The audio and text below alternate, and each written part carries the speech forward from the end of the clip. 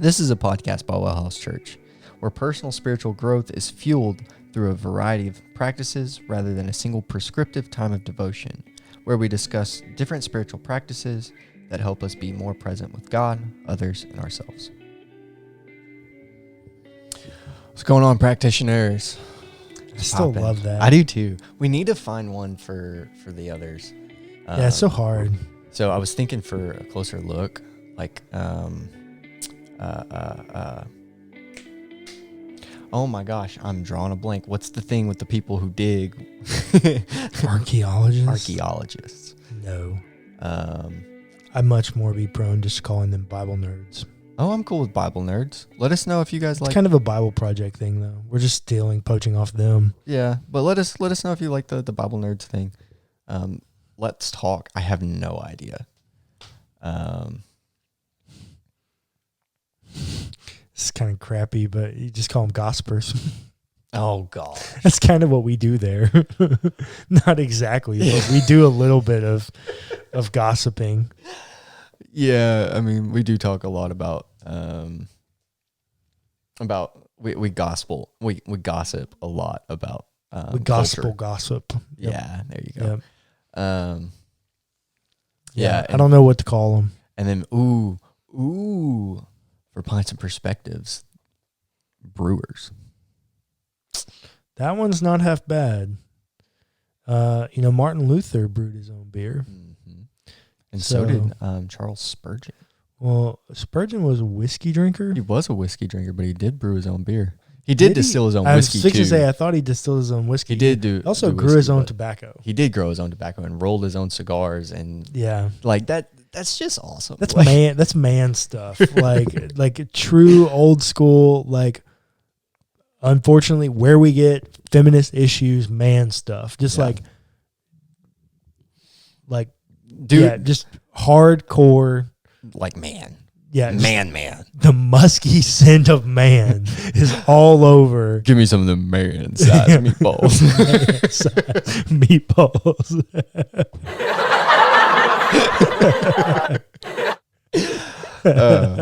That's hilarious. Yeah. Was that the laugh track? That was a laugh track. Nice. I was waiting for a time to use it today because I can actually reach it today. Yeah, so if you don't know, if you're not watching on YouTube, we're not in our normal studio. We got some stuff going on with COVID and just some changes we're doing. So we're recording in a different space. There was nowhere to put the camera. So we don't actually have a video version. And when we typically have the video version, We try to make it look clean. yeah, so there's nowhere to really put our mixing board. But our mixing board has laugh tracks and sound effects, but we can't reach them. Usually. But we can today. But we can today. And so I was waiting for an opportunity today to use the laugh. I've been dying to use the laugh track, dude. I've been dying. And now. Well, you might get to use it a few times in this episode because we're talking about the 3. Yeah, threes are awesome. I can laugh at the 3 because I am a 3. Like, if you can't laugh at your own number, if you can't, yeah. Then you're probably a 6. I might even go so far as if you can't laugh at your own number, you might not understand your number. Yeah. But that is true. If there were anybody that couldn't laugh at their own number, it'd be a 6. A 1 too. Oh, a 1 as well. Yeah, a 1. 6s, they're just so like, I don't know, afraid that people. Fear-based. Yeah. But today we're talking about the 3. This is me. So I guess I need to give you a synopsis of who we as 3s are. So 3s in their adolescence learned or made up that they were loved when they performed. So there was someone important in their life that they felt like they needed to perform and achieve for them.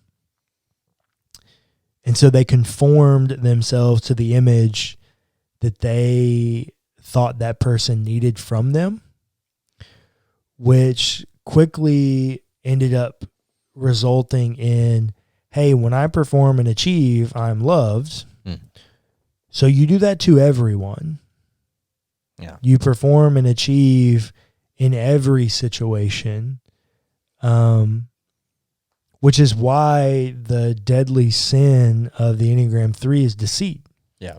Because it's easy to lose who you truly are in the moment of pursuing achievement and being image conscious. Yeah, to clarify, so in the road back to you, it says that the deadly sin of the performer is deceit, not because they deceive others as much as because they deceive themselves. As Nathaniel Hawthorne wrote, no man for any considerable period can wear one face to himself and another to the multitude without finally getting bewildered as to which may be the truth. Yeah. So, yeah. It's true. I mean, threes are so image conscious, and that doesn't mean image exclusively in the way that you look, right? A lot of like influencers are Enneagram threes because it can express itself in the way that you look, but it can also be not literally your attire, but the way you do what you do. Yeah. Threes feel like they are identified by, and they get their identity in what they do. Mm-hmm. Most of the time, their work and what they're passionate about. And so image conscious is as much about the clothes that you wear as it is literally the image that I'm portraying. What do I look the part of a pastor, a lawyer, a real estate agent, an influencer? More times than not, being image conscious means a lot of self-promotion. Yeah. I think a good example that is in the road back to you is actually in the relationship portion. So Morgan talks about this idea that threes feel the need for their family to look perfect, for their relationships to look perfect when people look in on it. Yeah, it's not just themselves, but it's also those that are uniquely connected to them. And because of that, you almost end up doing this like, look at my family, right? Look how perfect we are. You do. And that's part of where the deceit comes in. Right. We're deceiving ourselves as much as we are everybody else, that like family's perfect. This is one of the reasons I think at WellHouse, like we really wanted one of the values to be real. Yeah. I think because I understand the detriment of the unhealthy three, the one that has to perform in every situation and loses track of themselves. Mm-hmm. And that's a three.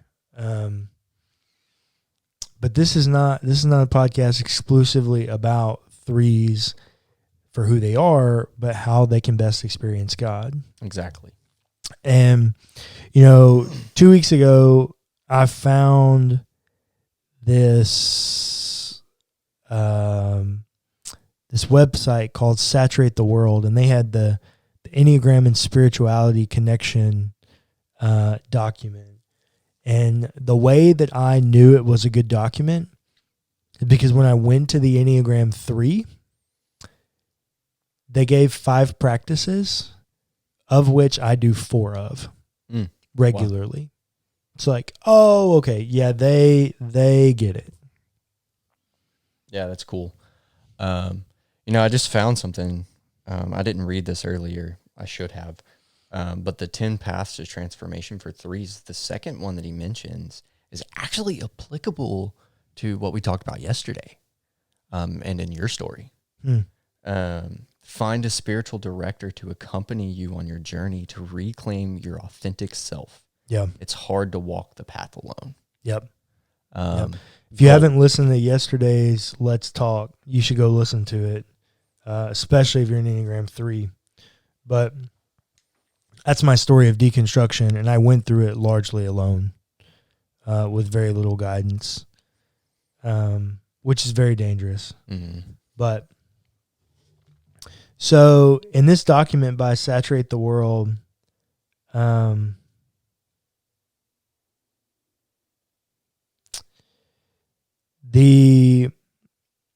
practices are broken into downstreams practices and upstreams.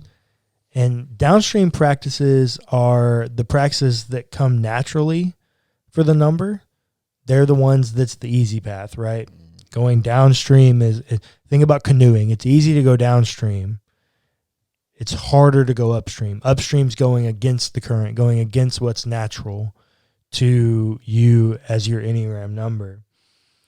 And the two downstream practices that it recommends is a Bible reading plan. Mm-hmm. And I do think that's so true.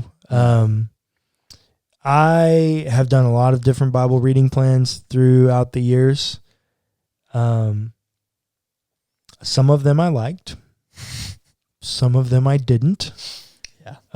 For me, I have found it where I think it works for me, where I'm happy. Every day I read 3 different things, and sometimes it's 1 chapter, sometimes it's 4. I'm not rigid in that way with it. Maybe that's my 4 wing, but I always read an Old Testament narrative or prophecy. Mm. And if I'm reading narrative, I also always read a psalm or a proverb every day. So I'm reading narrative or prophecy, psalm or proverb, and New Testament. I'm always reading something from each one of those categories every day. Most of the time, at least more recently, my New Testament stuff, I'm usually reading something from the Gospels or Acts rather than Paul. I used to spend a lot of time in Paul. I still think Paul's helpful. Paul's super helpful. I think one of my complaints with the church is we run to Paul to see what he has to say about Jesus, and we skip what Jesus has to say about himself. Yeah. Cue the laugh track again. But so for me, that Bible reading plan is helpful because it does give me a structure, and it does give me the ability to feel like I'm achieving something. Yeah. I can check it off, right? But then the other one that it says that's a downstream practice, once again, it's downstream. It comes easy because it's something that we can do and check off of our doing and our high performance and high achievement is fixed hour prayer, or praying the hours according to the Common Book of Prayer. I don't do all 3. If you do praying the hours, you know there are 3 of them: morning, afternoon, and evening. So it's at 7, at 11, and at 5 specifically. Yep. I don't do all of those, but as an Enneagram 3 and as an activist pathway and an intellectual pathway, spontaneous prayer is really difficult for me. I do it because I know I need to for certain things that are going on in my life. But I find liturgical prayers much more helpful. Yeah. And that's why I read the Psalms a lot, is because if you didn't know, the Psalms are prayers. Yeah. They're songs. They're communication from people of God to God. And they're raw. Mm. Like, David doesn't hold back the punches. When he's mad at God, he lets you know. Yeah. David also dealt with a lot of trauma in his life, and so he swings that pendulum of trauma response. What am I saying? He swings it. The dude's playing kitty cat with it. I mean, he's just always hitting that thing. The dude basically lived in like depression. Oh, the dude lived with a whole lot more mental illness than just depression. I mean, oh yeah, but like dude Dude lived in depression. Yeah. Never a time where he wasn't. Manic depressive, yeah. So, yeah. But, so fixed hour prayers are super helpful for me in that way. I don't struggle to get through one of those. And then when you couple that with like a meditative psalm reading or a contemplative or kind of prayer walk or something like that, something that's more meditative, ethereal, kind of not so fixed, it's helpful for a 3 because it's like, hey, I can do something while I'm doing it. For me, a lot of the listening pieces of prayer I get when I'm driving or when I'm exercising or when I'm playing golf by myself, like when I'm doing something else where I can focus on something else mildly and give the rest of the attention to listening and praying, that's when I do my spontaneous prayers best. But I also find it helpful as a 3. The lie that a 3 believes is it's not okay to be seen as a failure. Like we must perform, achieve, and succeed at all costs, and it's not okay to fail. And so because of that, most 3s, not all 3s, but most 3s work. They work at a very unhealthy rate. Very, very high functioning. Very high functioning, like dangerously high functioning. And the truth that 3s need to believe is that we are loved for who we are, not for what we do. And so doing fixed hour prayer is helpful for me because it grounds me in that truth that I need to believe, that I'm loved for who I am and not what I do. Because somewhere in between 11 and 1, I know that I'm going to stop doing what I do and I'm going to pray the hours as a person who's loved for who I am, not for what I do. Now it's easy for me, and yet it's also hard for me because it does cut against the grain, right? You do have to stop what you're doing. It's not like I can read my Bible and pray in the morning and just go on about my day and work. And that's why it's actually funny in the Saturate the World, fixed hour prayer is both a downstream practice and an upstream practice. Wow. That's interesting. Although it makes sense. You can go downstream because it's something you can do and check off, but it's upstream because it cuts against your natural desire to have to take a break. Yeah, well, or even just to your lie, right, about failure and the truth that you need to believe about you're loved for who you are and not what you do. Well, the truth that you need to believe, it's the upstream journey. Yeah. So to stop doing what you do, which is where you think that you find love, or that you are loved because you do what you do, to stop that, to pray, does cut against who you are in order to canoe up the stream, in order to spend that time as a person who's loved for who you are and not for what you do. And then there are 2 other ones here that are, one of them, I'll be honest, I don't do because it's not my particular issue. As a 3, it's not where I fail. I've replaced it with something else recently. But another one that Saturate the World talks about is confession of sin. Ooh. Remember, the lie that 3s believe is it's not okay to fail. It's not okay. And specifically, not even okay to fail. It's not okay to be seen as a failure. Yeah. You can't be seen as a failure. You can't let someone else know that you failed. Yeah. And I know that's really true for me. I'm the guy that graduated undergrad with a 4.0 GPA. The guy that graduated my first master's degree with a 3.97 because of 1 A- my final semester. It's not okay to be seen as a failure. And so, as a person, we're all failures, right? For all have fallen short of the glory of God. Mm-hmm. And so, confession of sin, it's a helpful practice for me. It grounds me in that I'm a failure. Now, I will say, I have been recently wrestling with,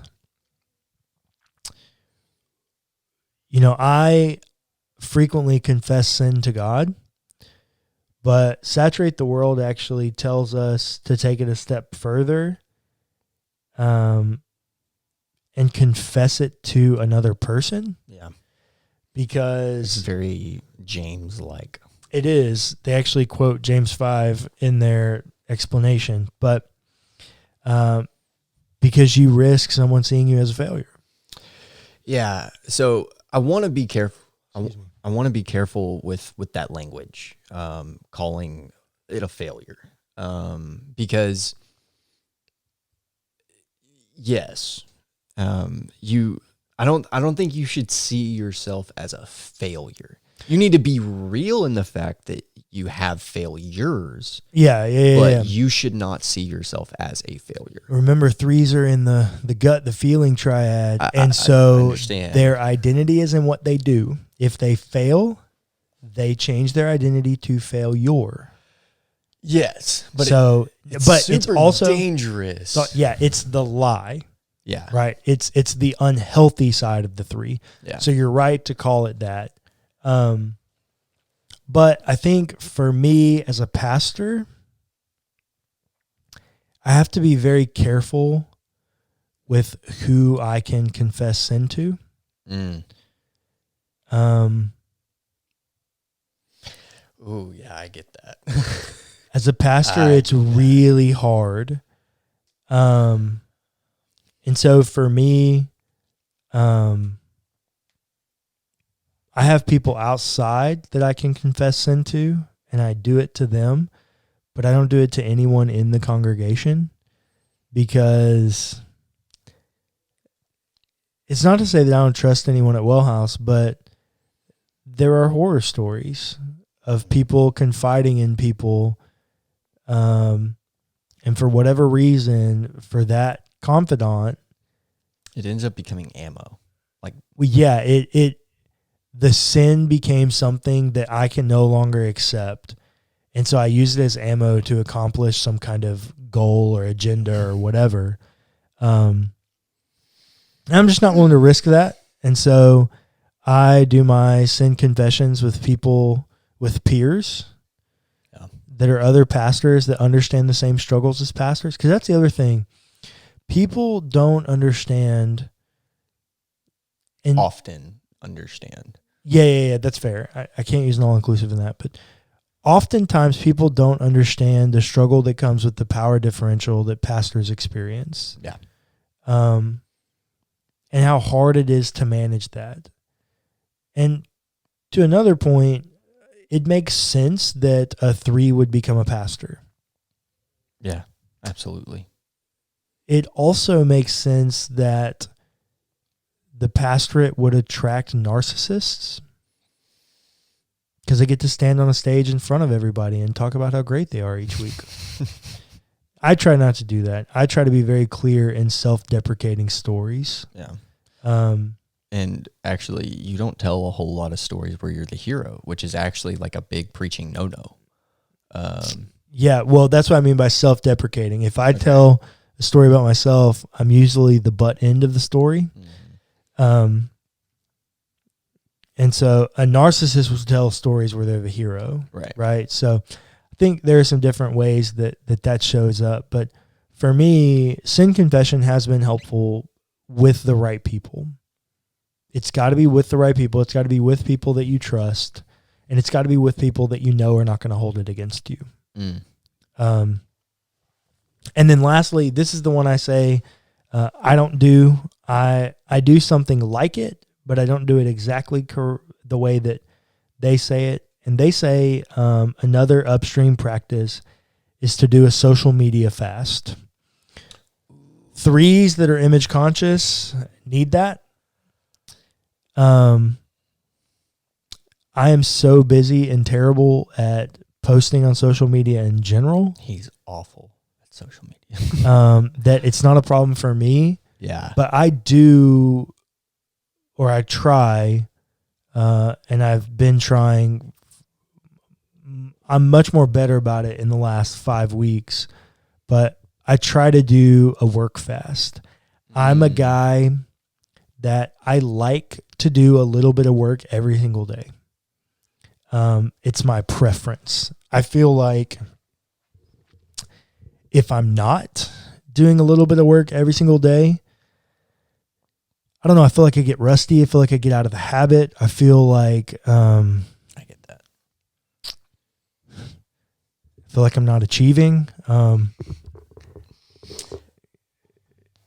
I feel like also feel like when I'm not, because threes, their identity is in what they do. I feel like if I don't do a little bit of work every single day, I can very easily slip into my stress numbers, which is a 9, and just not care about anything and fall into like a very unmotivated, unproductive, like just nonchalant, blah kind of experience, which is really, really unhealthy for me. Yeah. And so I like to do a little bit of work every day. So because of that, I've been doing work fasts where I go a consecutive 10 hours of awake time. I had to change it to,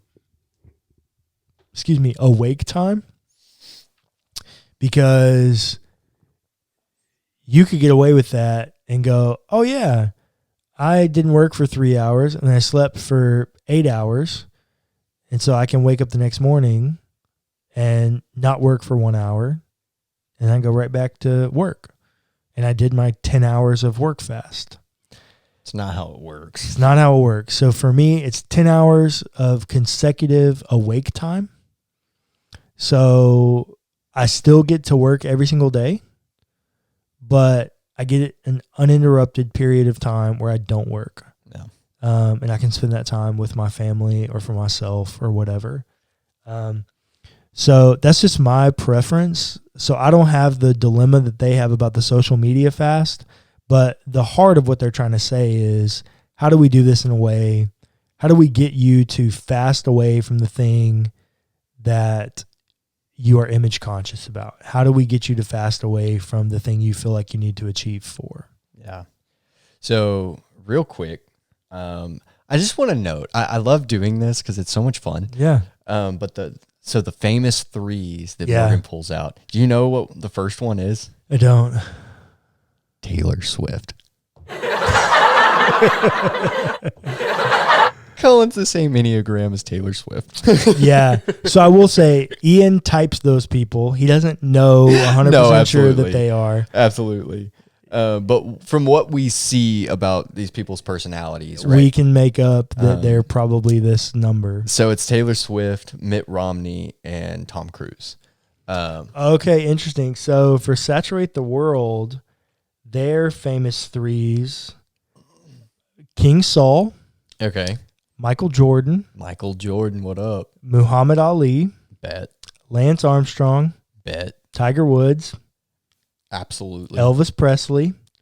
100%. Will Smith. Nice. Tom Cruise. Nice. Mick Jagger. Yeah, so he's got a quote from Mick Jagger in here. Yep. The quote that he has is, "I like changing personalities." Yeah. That's a very three kind of thing to say. It is. But I did find this little excerpt that I kind of want to read. Confusing success for love. Threes who lack self-awareness have to ace every test, close every deal, deliver a sermon that rivals the I Have a Dream speech every Sunday, and break every corporate sales record. Life is all about racking up accomplishments that garner applause. Yep. If that's how you feel, if that's how if that's your drive, then you're probably a 3. And potentially a very, very unhealthy one. Yeah. So that specifically was in a place where he was describing an unhealthy 3. But I want to go ahead and say that there is lots of good qualities about 3s. Most, and I can say this pretty confidently, I would imagine most CEOs, politicians, high-level executives are Enneagram 3s or Enneagram 1s. Yeah.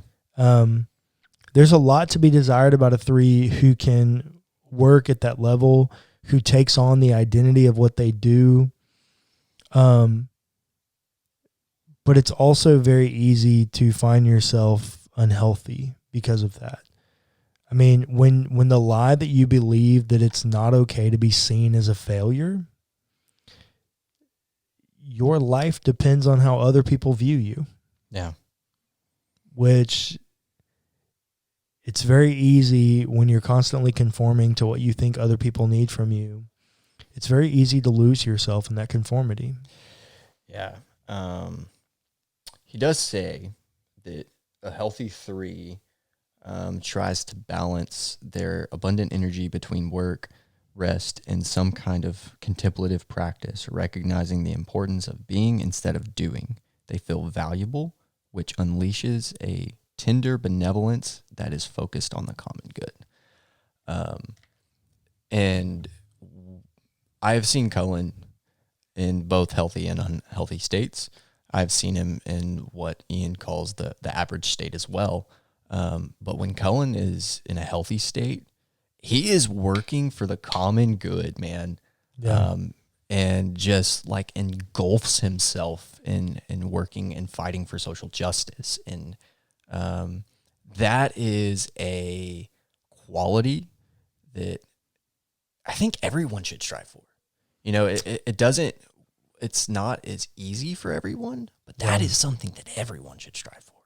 Yeah, if you are a 3 or a 1 or an 8, you probably have some qualities about you that lend themselves to that higher drive, high intensity kind of experience. For other people, maybe not so much. But I do think every number can have experiences of this because of integration, disintegration, and wings. Yeah.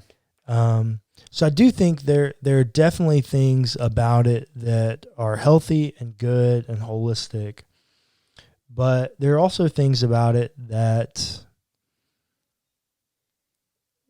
the unhealthy piece is that because your identity is tied to how other people see you, you don't control your own narrative anymore. Your narrative, your identity, your being is tied to how other people see you. And that's the piece that can be very unhealthy. And so, as I like to do, the gospel 3s need to believe.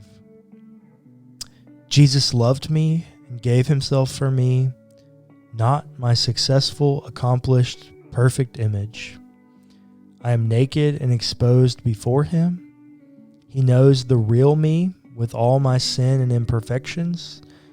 The good news is that he has covered up my shame with his unconditional love and mercy. I don't have to present myself as accomplished and put together because Jesus is my true identity. Right now, I'm being transformed by the Holy Spirit into my true self, which bears the image of Jesus.